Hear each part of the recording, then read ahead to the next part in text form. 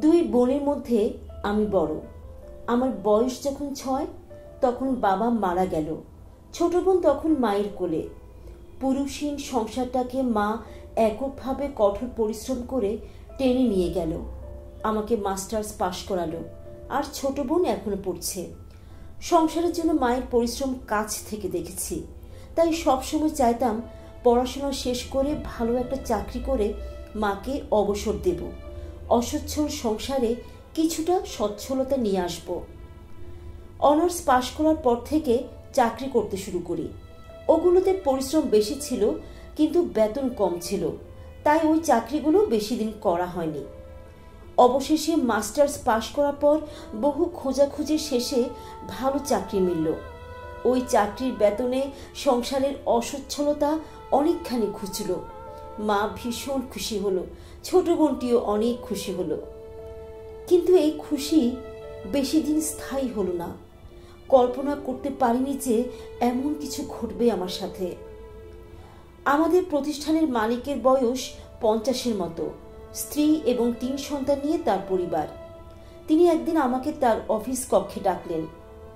কাজ কেমন চলছে, কেমন লাগছে এসব জানার পর তিনি আমাকে তার সাথে শারীরিক সম্পর্কের প্রস্তাব দিলেন এবং বললেন এর বিনিময়ে তিনি আমার ক্যারিয়ার দ্রুত সামনে এগিয়ে নেবেন। কিন্তু রাজি না হলে কি হবে তা বললেন না, তবে বুঝে নিতে পারলাম কি হবে। ওনার কথা শুনে আমার পুরো পৃথিবী দুলে উঠল। কাকুতে মিনতি করে কিছু বলতে চাইলে তিনি আমাকে থামিয়ে দিয়ে বললেন, আপনাকে এখন কিছু বলতে হবে না, আজ সারাদিন ভাবুন, কাল জানাবেন। বিধ্বস্ত মনে কক্ষ থেকে বেরোলাম। আমার চেহারার দিকে তাকিয়ে সহকর্মীরা জানতে চাইল, হঠাৎ কি হলো আপনার, শরীর খারাপ লাগছে? দুর্বল কণ্ঠে বললাম, না না, আমি ঠিক আছি। কোনো রকমে অফিস শেষ করে বাড়ি ফিরলাম। বসের কক্ষ থেকে বেরোনোর পর থেকে শুধু একটা কথাই মাথায় ঘুরতে লাগলো, কেন আমার সাথে এমন হলো? নিজের রুমে ঢুকে দরজা বন্ধ করে আলো নিভিয়ে শুয়ে অনেকক্ষণ কাঁদলাম। বুঝতে পারছিলাম না কি করব। এত ভালো চাকরিটা ছেড়ে দিলে সহজে এমন চাকরি মিলবে না। সংসারে যে সচ্ছলতাটুকু এসেছে সেটা চলেই যাবে। ভাবতে খুব কষ্ট লাগলো। কিন্তু চাকরি বাঁচাতে হলে যা করতে হবে তা মনে হলে রাগে ঘৃণায় এলোমেলো হয়ে যাচ্ছিলাম। কোনো সিদ্ধান্ত নিতে পারছিলাম বলে আরো বেশি কাঁদতে লাগলাম। মনে হচ্ছিল সব দোষ আমার, আমি মেয়ে, এটাই আমার দোষ। রাতে মা খেতে ডাকলে বললাম, খিদে নেই, তোমরা খেয়ে নাও। মা বুঝলো আমার কিছু একটা হয়েছে। দরজার ওপাশ থেকে মা বলল, ঠিক আছে খেতে হবে না, কিন্তু আমি তোর সাথে কথা বলতে চাই, দরজাটা খোল। চোখ মুছে নিজেকে একটুখানি গুছিয়ে দরজা খুললাম।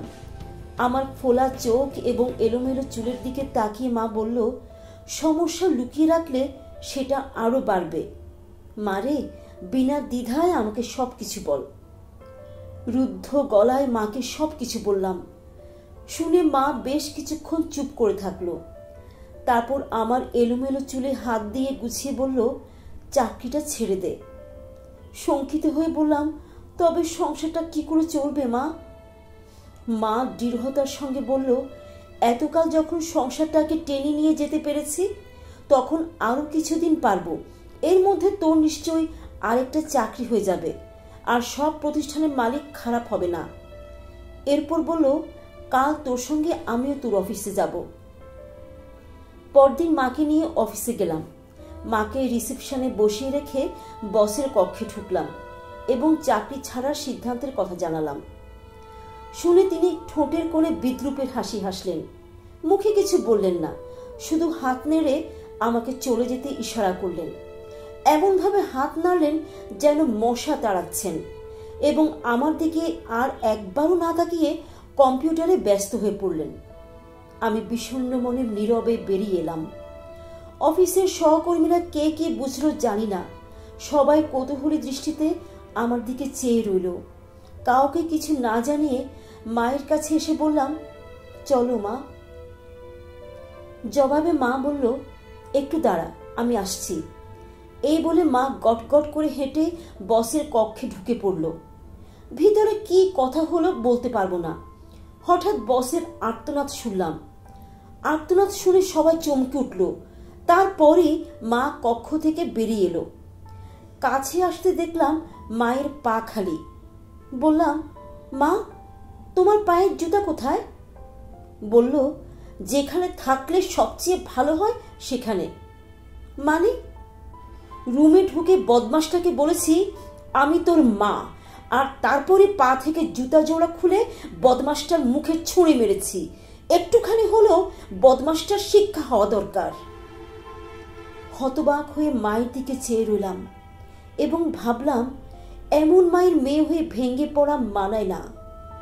আমার বিষণ্ণ মুখে হাসি ফুটল।